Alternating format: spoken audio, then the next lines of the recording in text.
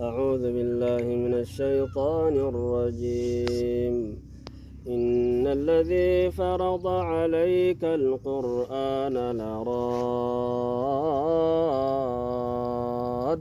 إلى معاد قل ربي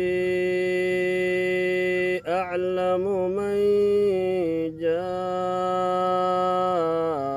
بالهدى ومن هو في ضلال مبين وما كنت ترجو أن يلقى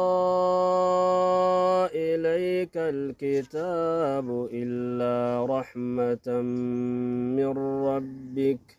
فلا تكونن ظهيرا للكافرين ولا يصدنك عن آيات الله بعد إذ أنزلت إليك وادع إلى ربك ولا تكونن من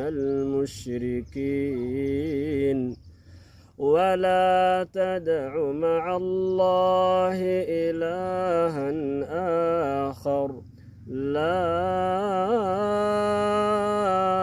إله إلا هو كل شيء هالك إلا وجهه له الحكم وإليه ترجعون.